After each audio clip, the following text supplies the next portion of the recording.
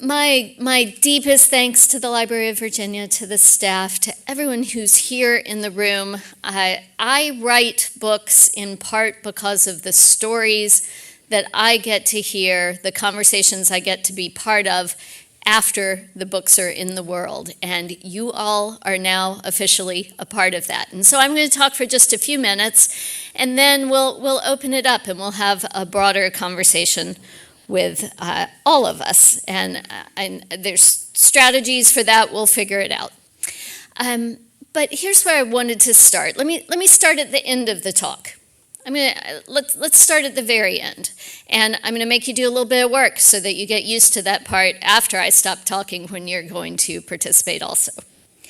So the first thing I'd like is, will you please raise your hand if you have recently stayed in an Airbnb or a VRBO, or you run one, you have one. Raise your hand. Okay. All right. Will you raise your hand if you sell something that you make on Etsy, at a local store, at your farmer's market in town? My students call that a side hustle. Anybody doing that? A little bit of that. Okay.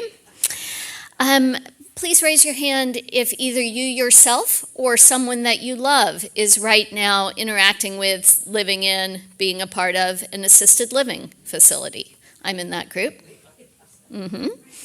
Fantastic. Okay, how about who has dined recently at a food truck or a pop-up restaurant? Okay, all right.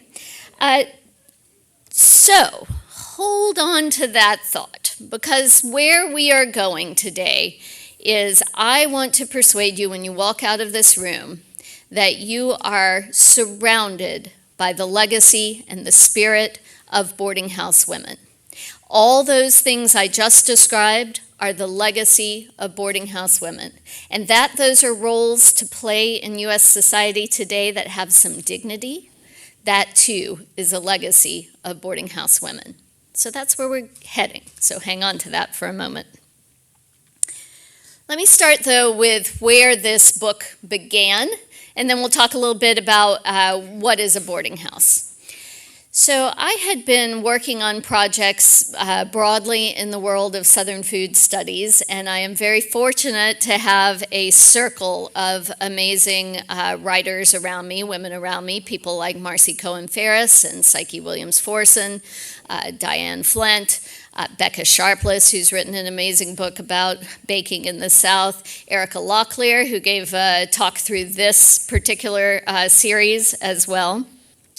And we were sitting around after a conference. Sometimes conferences are very boring, sometimes they're wonderful, and you end up in conversations. And we started listing how many of our Southern cookbooks, especially our well-known Southern cookbooks, were written by boarding house keepers.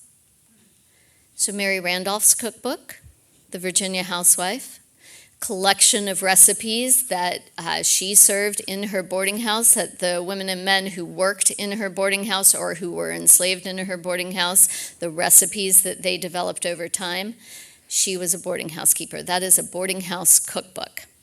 Melinda Russell, the publisher of what is the first published cookbook by a Black woman that we know of in the United States, she ran first.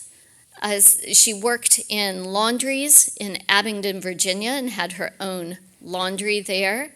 And then she went back to Tennessee, where she was from, and she had a bakery, and she ran a boarding house. When she was then, by her words, because she was opinionated, that's how she describes herself, when she had to leave East Tennessee because of the Civil War, because it was not a safe place for her and her son to be, she ended up in Michigan. She didn't have much, but she had her recipes in her head, and she wrote her cookbook. She published it in Michigan. It is a boarding house cookbook. Craig Claiborne developed his palate in his mother's boarding house. Kathleen Claiborne ran boarding houses across Mississippi. James Beard grew up in his mother's boarding houses. Not a Southern connection, but still boarding houses. And so I got really interested, and I thought the book that I was going to write was going to be about what is the connection between boarding houses and Southern food. And so that's what I started out with. And I'll tell you a little bit. I have some thoughts about that. I came up with some theories about that, and it is a part of this project. Boarding houses, particularly in the South, are one of the first places where you had to leave your home space, where you just ate food, right? You just eat food at home. But you went to another place and you had to ask for food. You had to ask for flavors and palettes and recipes, things that you recognized. And so some of our grammar of Southern food is developed in that boarding house space. And particularly because that was a space that was both public and private, that had some expectation that you would feel at home, Southern food comes together in those spaces.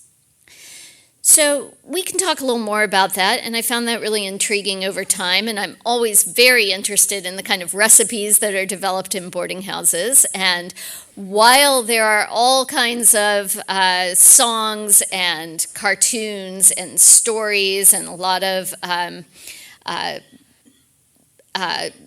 making fun of what boarding house food might be, I actually found as I went through the legacy of boarding houses and the kind of media about boarding houses in the U.S. South, there was a little bit less of how bad the food was in the South.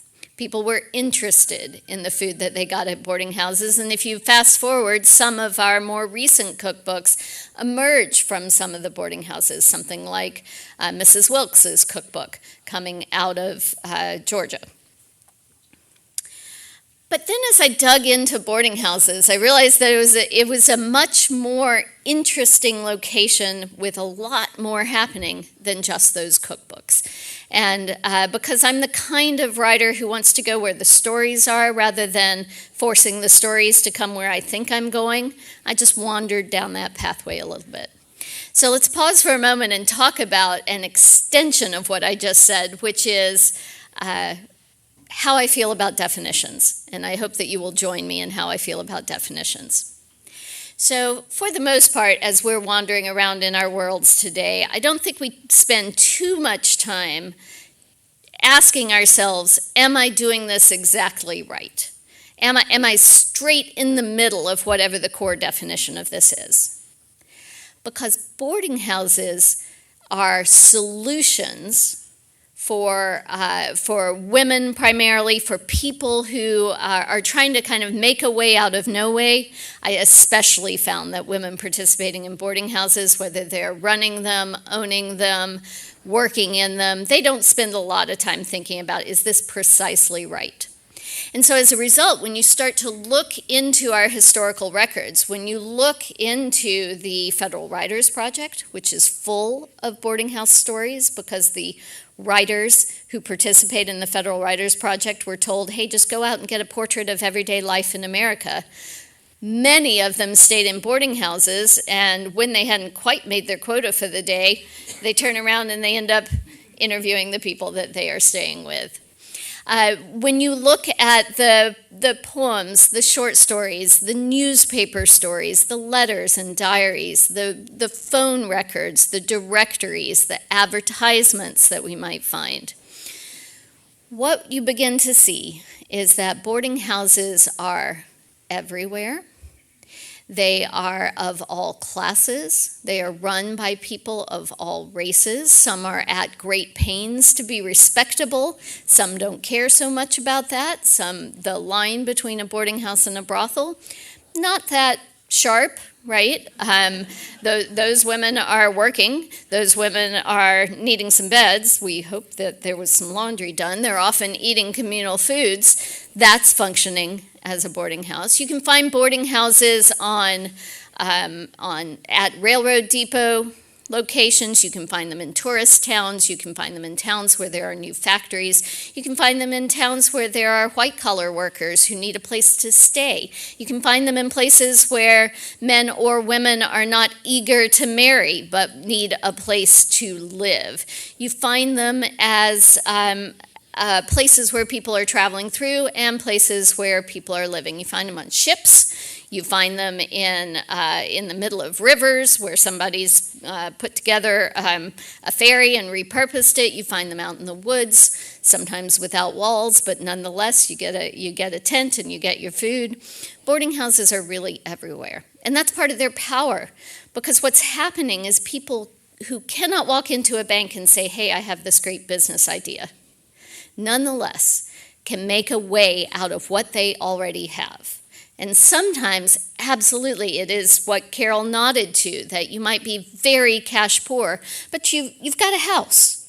So, you move your kids over to the side, you maybe put up some divisions between rooms, you cobble together some spaces, and you can open a boarding house. Some boarding houses are furnished, so your room is furnished. Some boarding houses are not. Some offer a single communal meal that everybody's going to eat the exact same thing. Some boarding houses will cook what you most want, an almost a la carte menu. Some boarding houses absolutely do your laundry. Some will just tell you, well, you can contract out over there to have your laundry done. Boarding houses are flexible, and as a result, they become spaces, especially across the U.S. South, where new ideas are created. And those might be ideas about business. They might be ideas about care and nurture. They might be ideas about family formation. They may be ideas about how to be a teen girl in society. They might be ideas about how to find some space to write. So I think when you go into a project and you think about, well, where are all of these stories? If I just really open up the aperture and I look at where are people who are roughly not in their family home, where do you have a group of people who are not all related to each other? Where is there some economic exchange for the benefit of staying in that place? Where there is a range of people, do you stay a short period of time, do you stay a long period of time, but people are passing through. We're going to call that a boarding house. We're going to look at that, and we're going to look at who is in those spaces and how are they using those spaces. So that then led me, I spent a little bit of time with folks like Mary Randolph, folks who then end up writing their boarding house cookbook. I spent a little bit of time with people like, usually, how we feel in Virginia, who would be the most famous boarding house keeper in literature? We go to North Carolina and give me a name? There you go. All right. Just making sure you didn't feel too parochial about that. So, indeed, I grew up in Western North Carolina. I grew up in Hendersonville, so near Asheville and near where Thomas Wolfe's Angel is. And, of course, his portrait in Look Homeward, Angel of Eliza Gant is a fictionalized portrait of his mother, and his mother's boarding house is now the Thomas Wolfe Historical Society Museum. They've changed the name a couple of times. It's a wonderful place. I recommend you visiting it. Wolfe is, his novel is not especially kind to Eliza Wolfe or Eliza Gant, but as you walk through the novel, you're understanding a kind of keen business eye, how a boarding house might shore up family finances and be a way, particularly for Eliza Gant, and in this case, it is true for Julia Wolfe also, to use real estate to create stability for a family. When you look through her receipt books, which the archives have, you see that, in fact, people come to eat at her boarding house even if they aren't staying there, which puts a little bit of a lie to Thomas Wolfe's fictional portrait where the food is all bad. You see further when you dig into it that if you wanted a particular kind of cigar and maybe you wanted a particular newspaper and you really liked that waiter but not that one, she would figure that out for you when you stayed at her boarding house. If you wanted peaches, if you wanted butter from Biltmore Dairy down the road, she would get that for you. Now, she'd charge you. She's keeping a record of it, but she would get it for you because she felt like her responsibility, and you see this across a lot of boarding house keepers, is to figure out who are the people who are staying with me and how do I create a structure that makes them feel welcome, makes them feel at home. One of my favorite details of Julia Wolf's archives, you can see a lot of this in a collection of papers from Wilma Dykeman, another author in Western North Carolina, is that if she had a series of guests that she thought were maybe a little more sophisticated, a little more East Coast, a little more New York City than she felt like she could provide conversation in her parlor, then she would invite her friends, the writers, Wilma Dykeman and her husband, James Stokely, to come and sit in the parlor for that evening and provide some good conversation. So she really was, how can I serve? How can I make this a place where people want to be? Other people figure out how to lean into the nurture or the caring that might be implied by a boarding house. And so you can find examples. I suspect that Melinda Russell is one of them who figures out, hey, people are going to come to my boarding house and they may need some nursing. They may be ill. They may need some care. And that is okay. I'm going to figure out how to do that.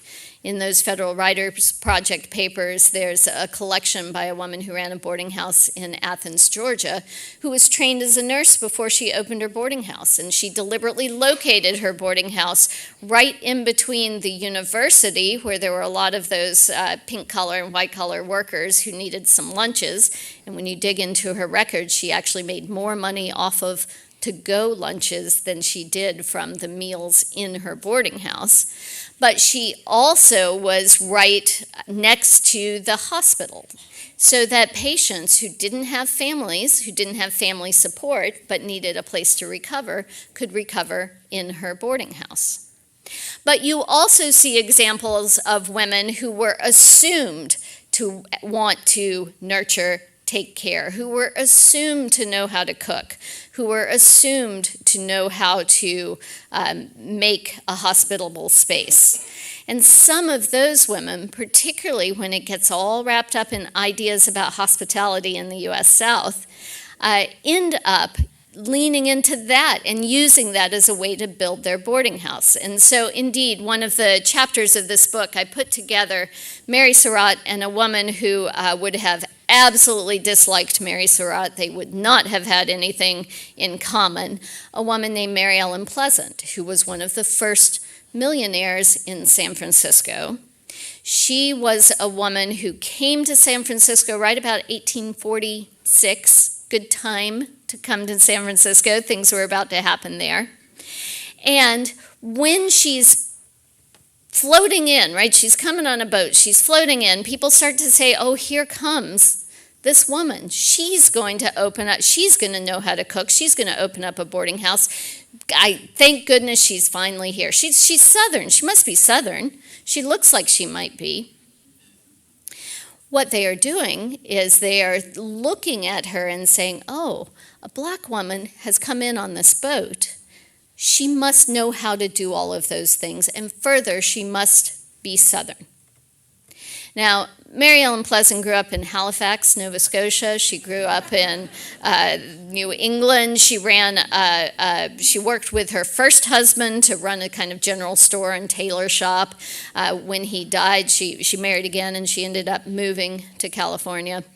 And I imagine she probably cussed a little bit about all those assumptions that people were making, but then she thought, well, I can do something with this.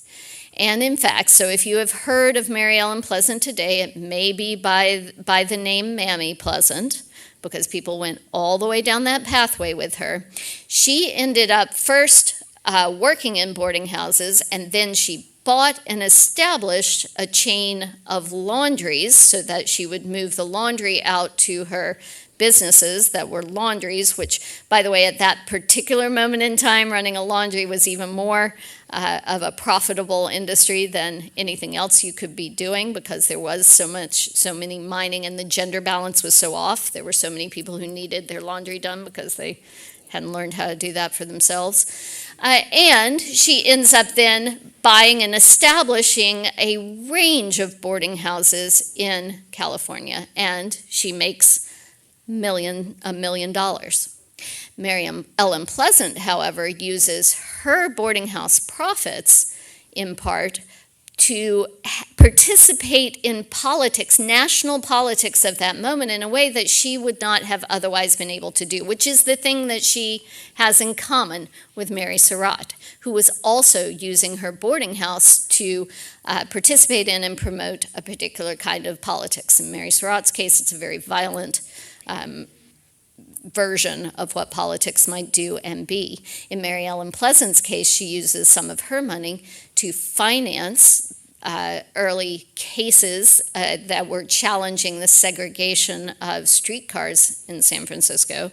She also took some of her profits and sent them back to abolitionist causes in the East, and she is one of the original charter members of Canada West, which was one of the final destination points on the Underground Railroad.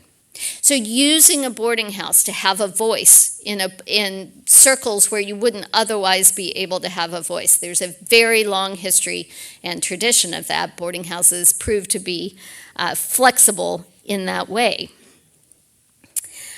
They are also places where, and let me step back to say, one of the things about boarding houses in the U.S. South, and one of the reasons why we ought to spend time on them, and one of the reasons why the things that are created in those boarding houses live with us today, is that they last longer in the U.S. South than they do in other parts of the United States. And that is in part because of Jim Crow. When you couldn't travel safely, a boarding house could be a solution to travel well, travel safely, have food, move through the U.S. I grew up in Western North Carolina, and in Brevard, North Carolina, Loretta Aiken, who later became Jackie Mabley, you might have heard of her as Moms Mabley, one of our early comedians in the U.S., leaves Brevard and ends up traveling the U.S. South and honing her act.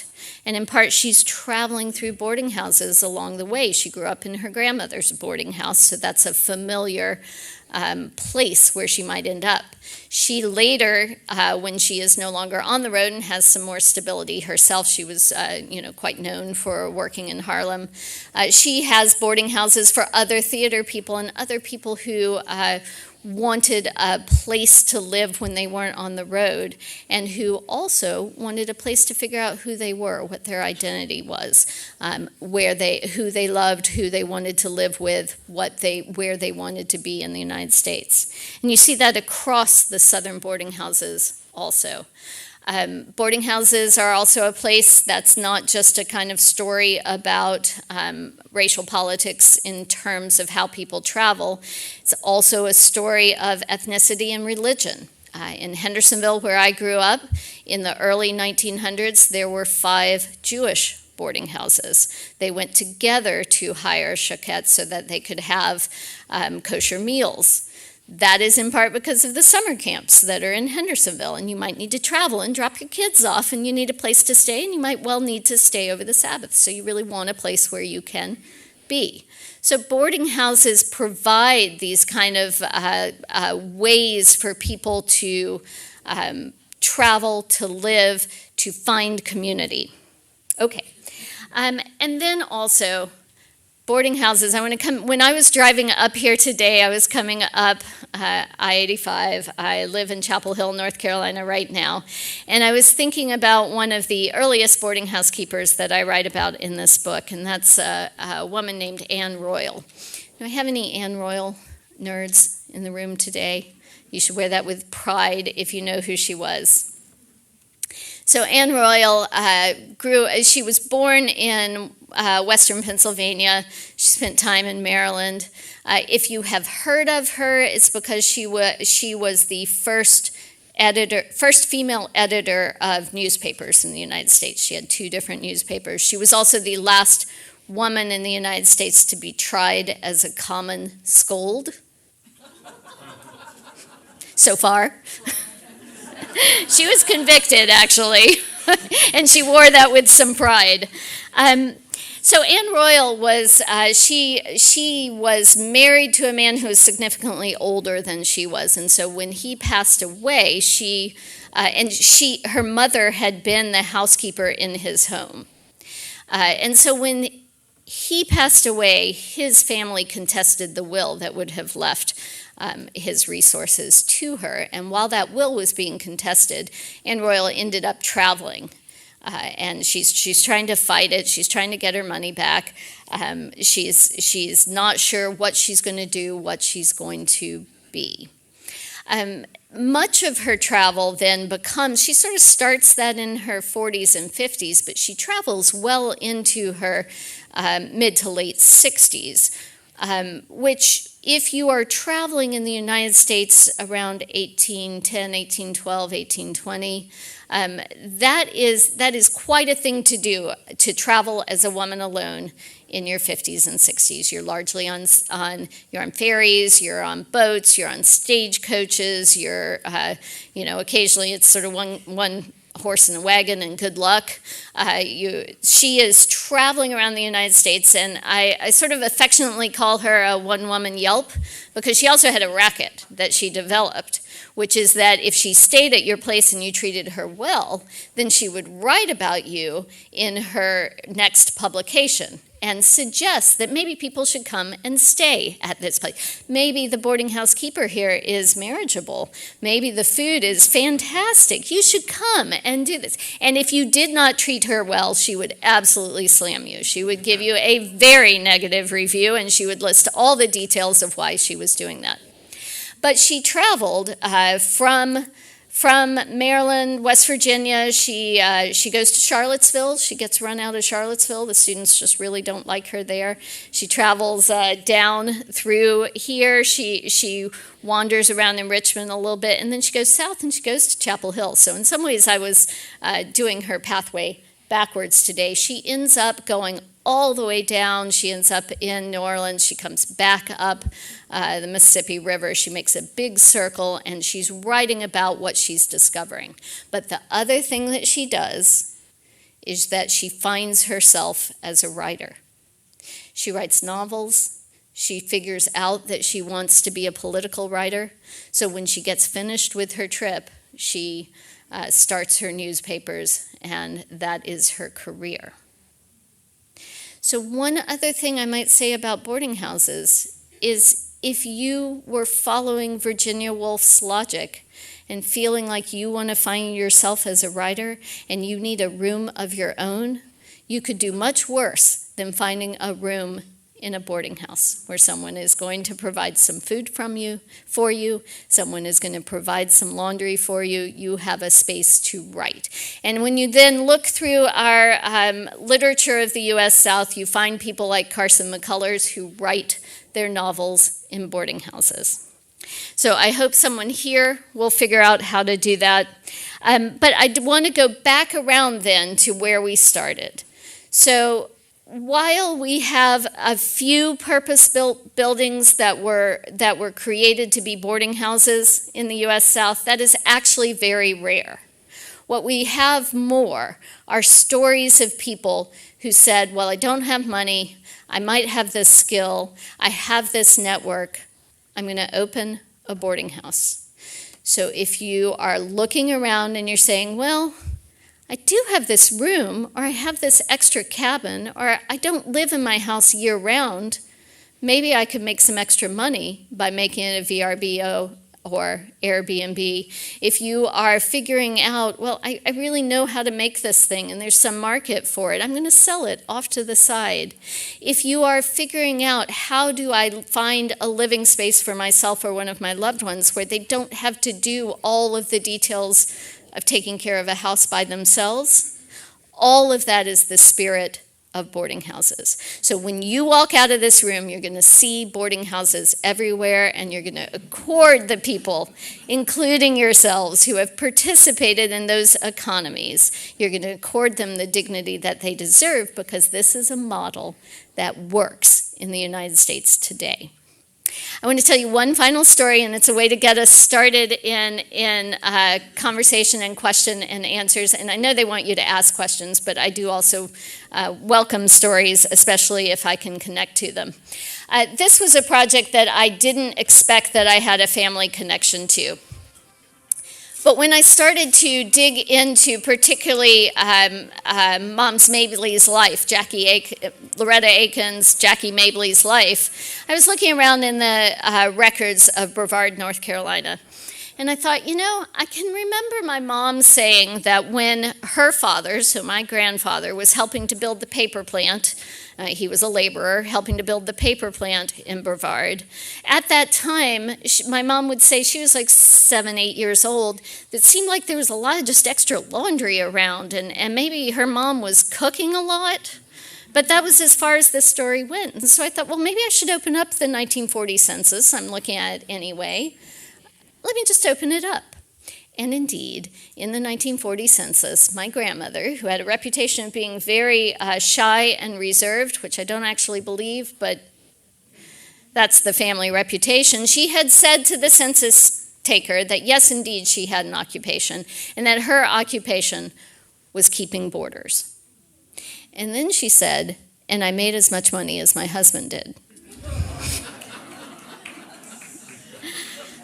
So I welcome some feedback. I welcome some conversation. I appreciate people who want to come along with me on this odyssey. There are boarding houses everywhere. There are people whose stories we haven't found space to listen to. And this is one of the places where we can get a portrait of how people were making a way in the United States. Thank you.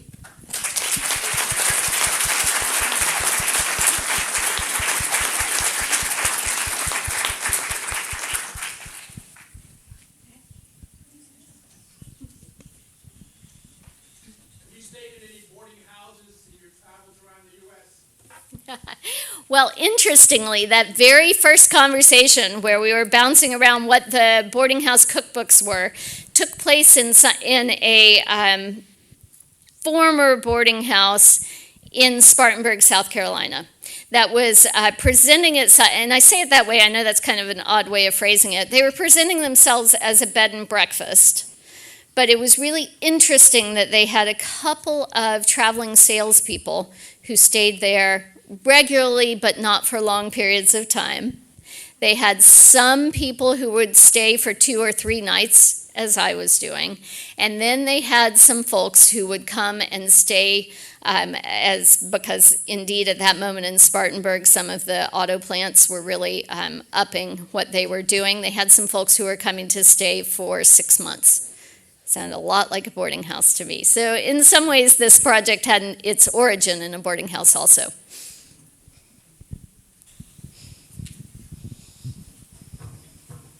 That was really interesting. Am I on? I can hear you. Thank you.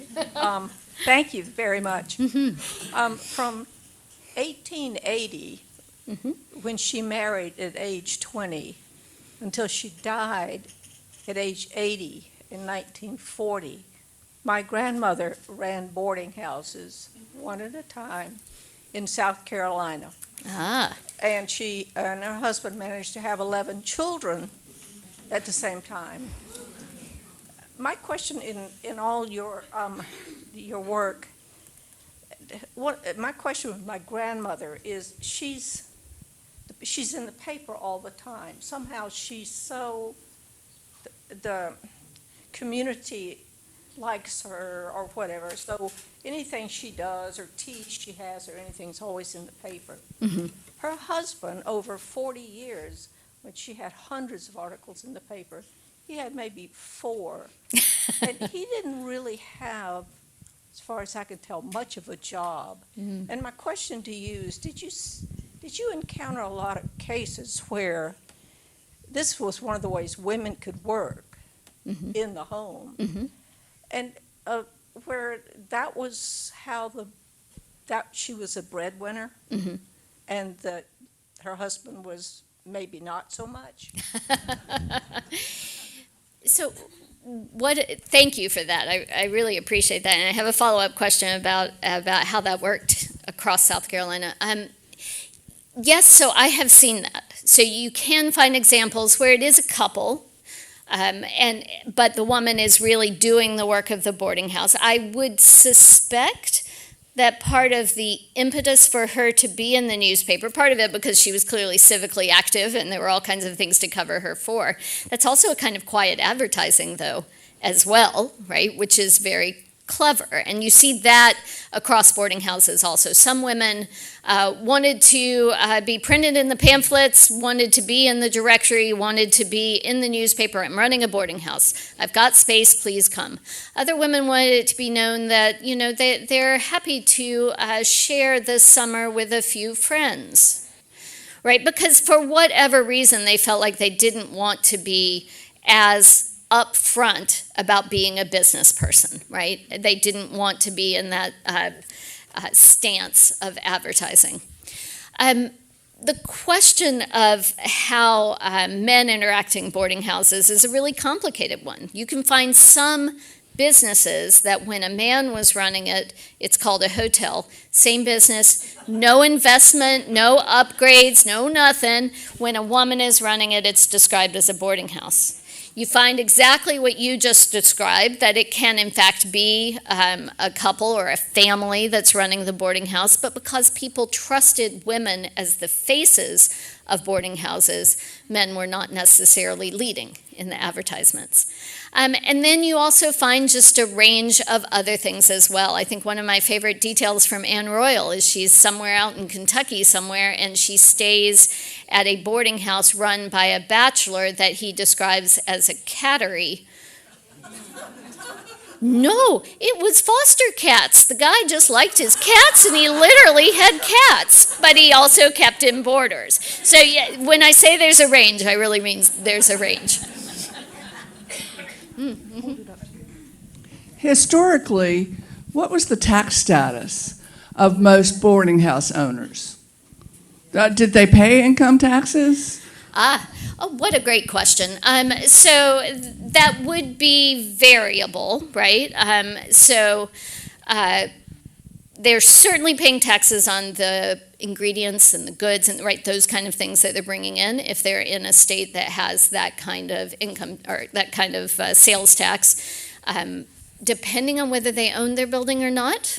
Right? If there are property taxes, they are doing that. And you can find some of those tax records, and you can certainly find sometimes the tax records get crossed with sanitation records. So there was a huge controversy in the United States when the Pure Food and Drug Act was passed about whether boarding houses were going to be regulated in the way that restaurants are.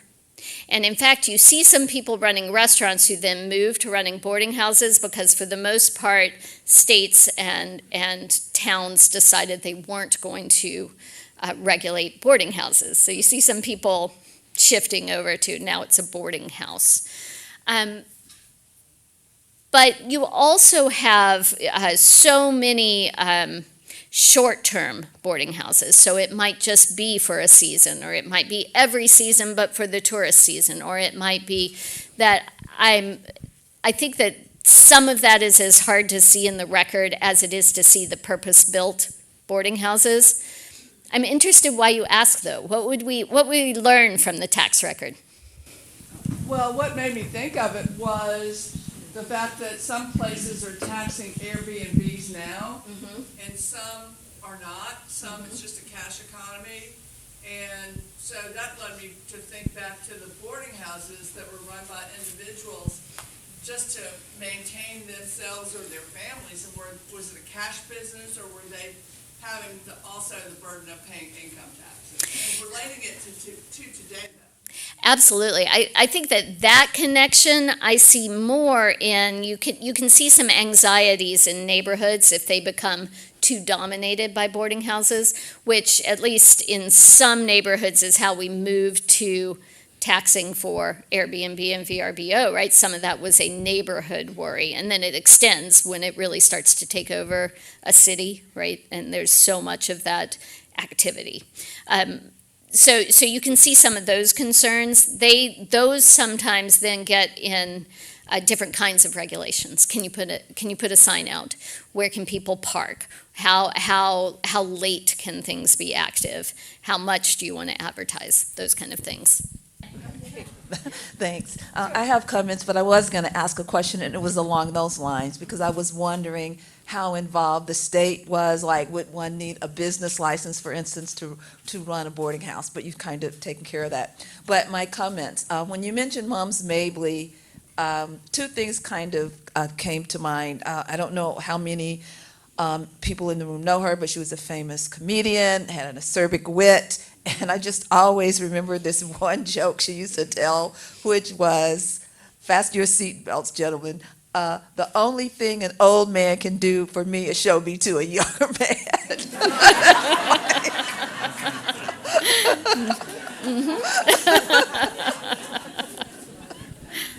So also, when you mentioned her mother or someone in her family running a boarding house, it reminded me of, like, a couple of years ago, this exhibit might have come to Richmond, I'm not sure, but there was an exhibit at a museum in Jackson, Mississippi, and it was about how Black people traveled during Jim Crow, and it was tied to this publication. I believe it was called the Green Book. Mm-hmm. And in this Green Book, I mean, it came out every year. You could go where you can get gas, where you can eat, and of course, where you could sleep. Yes. And a lot of those, I mean, there were like hotels, motels, but there were also a lot of boarding houses. Mm-hmm.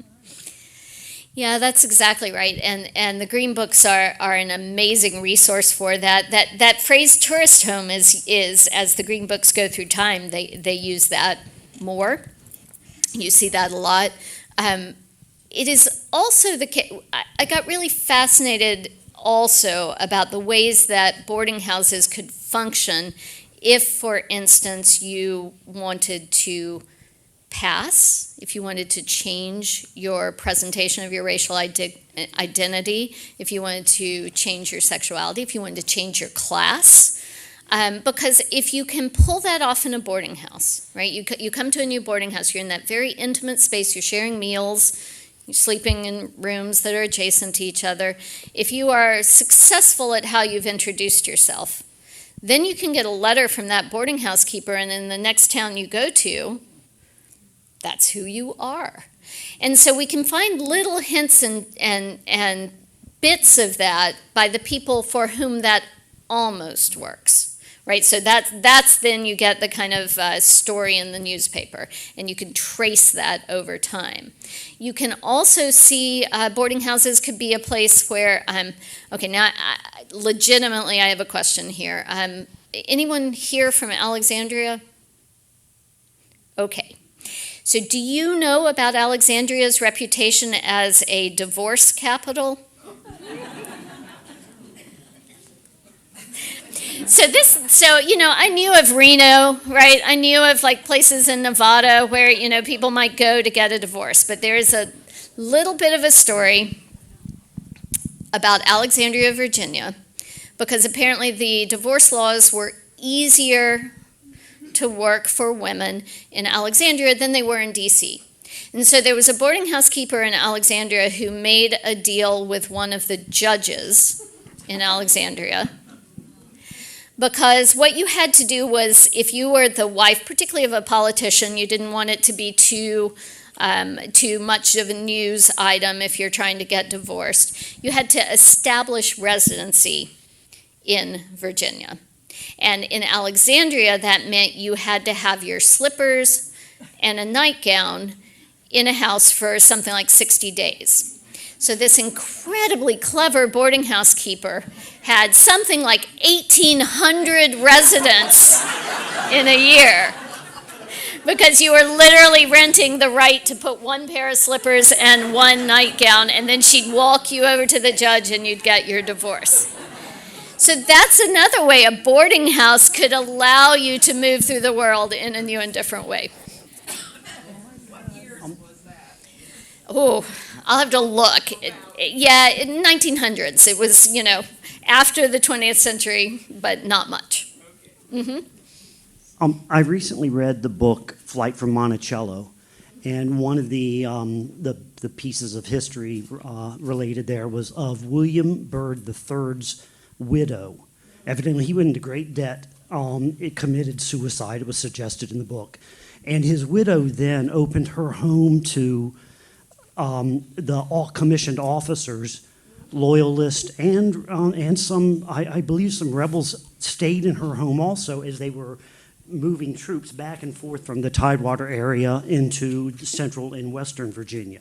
So is there a military application for boarding houses? Has it been used by the military in history? Yeah, for sure there is. There's also for road building.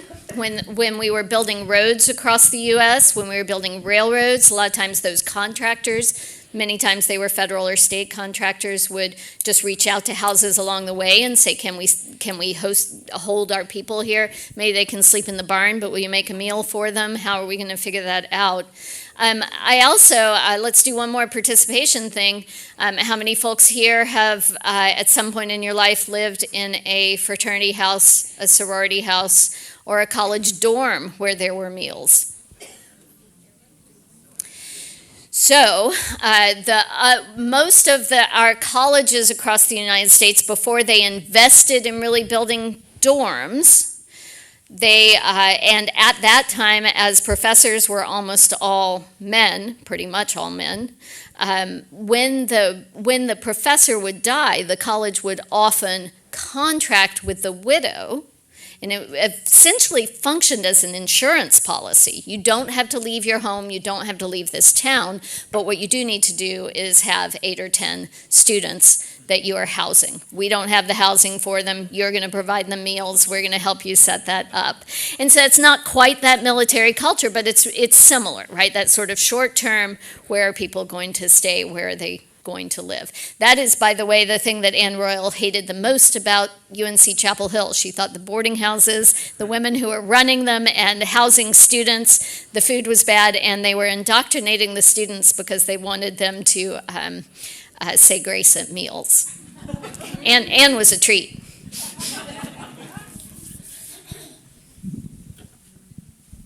Hi.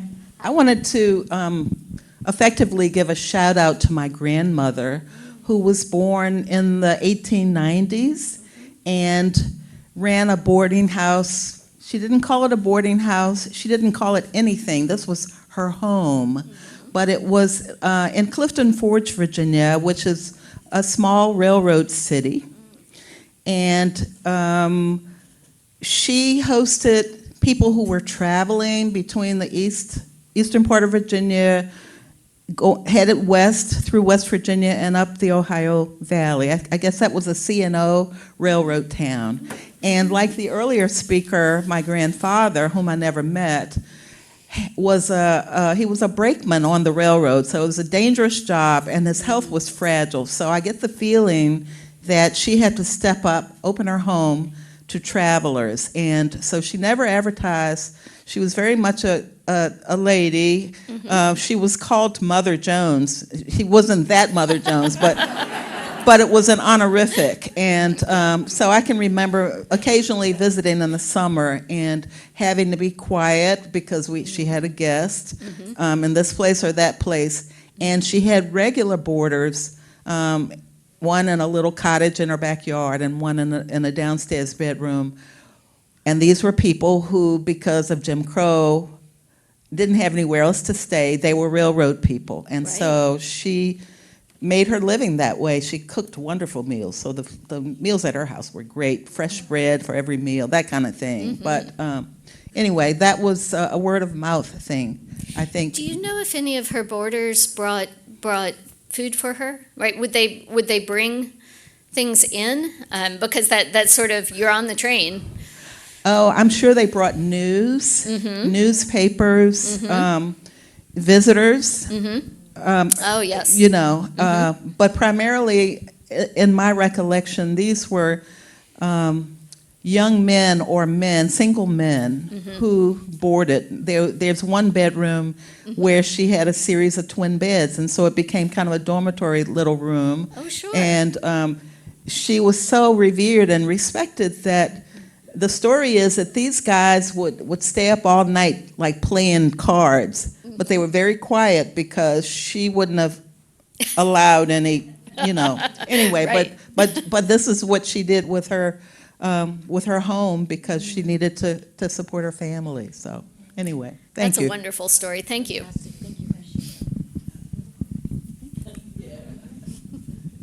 Am I correct in assuming that the difference between a rooming house and a boarding house is meals being served? The reason I ask is that as you're talking, an old memory came up. I grew up in rural Minnesota, a town of 1,000. And when single teachers came to town, people would open their homes. My grandmother, there was a teacher that lived there. When my brother went to college, there was a bedroom, so a teacher lived with us for the year, but there were no meals involved. And I don't think my mother would ever have thought that we had a rooming house. She rented a room. We rented a room. So is that a difference between the two terms? It can be, but that doesn't hold as securely as perhaps I expected it would. Because what you're describing, there's just so many, what's the need, how do I fill it, right? And so that was a need that was filled. Certainly in particularly East Coast and West Coast cities, as the sort of era of boarding houses starts to wind down there, then on the way to apartments, you have a time where that phrase rooming house gets much more popular. I don't see that across the U.S. South or the Sun Belt, right? It just doesn't happen in the same way, in part because that boarding house culture lasts so much longer. We sort of slip through that time period. But that question about teachers is a live question in U.S. culture today. So there are, the State Employees Credit Union in North Carolina has started to fund some new teacheries, which are boarding houses where particularly for young teachers who are coming to communities where they can't afford to buy into the housing market, have a place to stay for a few years in the hopes that then they can build up enough cash to buy housing in that community. It's a sort of bet that they might stay in the community longer. I've seen that start to pop up a little bit in Texas as well. There's a North Carolina story about that. Ava Gardner grew up in her mother ran the teachery in town, which is where Ava Gardner grew up in Smithfield, North Carolina. It's changed now, and you see them more in places where the real estate prices are high rather than in the past it was kind of in rural places, let's say, where there maybe wasn't housing stock. I'm not sure that's enough to solve our housing crisis in the U.S., but boy, it's good to have some ideas, any ideas. Thank you for this presentation. This has been definitely eye-opening. My question is, in your research, did you find a lot of evidence of safety risks? Because there were transient clients and potentially some not paying their rent and potential evictions and whatnot. So what did you see in that line? Yeah, what a great question. Absolutely, across the range of boarding houses, there are some that were just much rougher than others. People tried to sneak out on the bill. You have a lot of stories of boarding house keepers who maybe, tucked a little gun in their bodice or in other ways made sure that people weren't playing cards late at night and drinking and gambling and whatever they might get up to, right? The ways that happened. One of the women that I write about gets caught up in those kind of safety risks over time. She's a young woman who ends up in her aunt's boarding house in Asheville. Asheville was a very wild town at the time, right? A resort town. It was on the cover of all the national magazines about go to Asheville. This is a place you might want to summer. And she was there around 1903. And she's in her aunt's boarding house, but she ends up starting a relationship with a very wealthy man from Western Tennessee who's there for the summer, and she is sure that he is going to marry her. And they drink around the whole town. They go up on carriages, rides out of town, getting drunk. They dance on the tables. It's a wild summer. He heads up to New Jersey. She runs off after him. Her aunt, the boarding house keeper, is just terrified, and so you can follow her putting newspaper ads in the newspapers up the railroad line. So there's an ad in Charlotte, and then there's an ad in Raleigh, and then there's an ad in DC, and there's an ad in, and the ads essentially say, if you see this girl, get her off the train. She's in danger. She gets to New Jersey. He does not marry her. She ends up joining a theater troupe, and she tours the country in a theater troupe, and in fact is around a lot of drug use. She's around more alcohol. When the trial comes out, there's definitely questions about what kind of sex people were having in the theater troupe and what those risks were. About 3 years later, her aunts sue on her behalf, and so what we have are the trial records. The trial takes place in Western Tennessee, and we have all the records, and the trial is covered in newspapers like the New York Times, the Chicago Tribune, the Houston paper. The Nashville American sends a newspaper reporter every single day and writes about it, and what you see, her aunt is struggling to run a respectable boarding house where there aren't risks, but because you're hearing from the employees, from the cooks, from the other girls there, while you're hearing what happens to Lola over time, you get this portrait of just how people's definitions are changing, about how people are trying to keep their family members safe. It doesn't always happen. It can be quite dangerous and risky. But it also can be a place where absolutely this is where you send your children, because you know that boarding house keeper, and she is going to keep people safe, and it is going to be a place where you might be on your own in a town, but this is a place where you can be. So again, range. Thank you so much. I'm really fascinated by this. My grandmother ran a boarding house in the, I guess it was the 40s, 50s. And when I was a young girl, I grew up there. But her boarding house was a little bit of a different iteration, and she housed the elderly. And she had all of these elderly, like either members of the family or people who didn't have a place to go. And some of my fondest memories are of her going through the house with the dinner bell, ringing it so that people up on the third floor could hear. And she was a divorcee, and from the 30s, which was rare. Of course, she led us to believe that wasn't so, but she was a very Southern lady. We went over there once a week when she had her gloves and her hat, and we took her to the grocery store. And I was wondering, in your research, did you find that particular iteration of a boarding house existing in more places than Roanoke, Virginia? Mm-hmm. Absolutely. So there are boarding houses that are particularly as people are leaving places with yellow fever outbreak or the other kind of summer diseases, right? Some of those take place, those boarding houses might be, get back around to South Carolina, by the way. I did want to do that. You find some keepers who, in the off season, in the non-mosquito season, will have their boarding house in Charleston, and in the mosquito season, they'll have it in Flat Rock.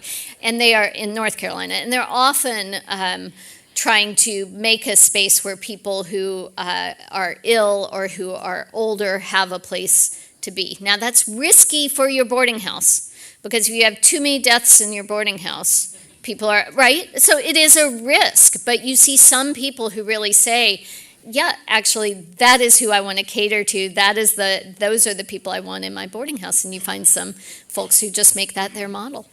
Well, I'm very excited to hear about this. If I heard her right, did she say Roanoke, Virginia? Yes. Well, see, I am from Roanoke. That's the reason why I came to this talk, was to hear about the viscose plant and the boarding house that they ran for the young women that came to work, that worked at this huge plant, because the N&W wouldn't allow a large company to come in if it hired men. Mm-hmm. So I wanted to hear if you could share a little more about that. All right. So first of all, the two of you are going to connect. Second, I'm going to find you. We're going to talk a little bit more because indeed those factory boarding houses matter. That is part of the story. And you see advertising campaigns where companies are sending advertisers out and they are staying in boarding houses, so it's absolutely part of the story. So I'm going to take that as an invitation for us to continue the conversation. I am so thankful you all came out to spend a little time talking about boarding houses with me, and I hope you walk around and see them everywhere. Thank you.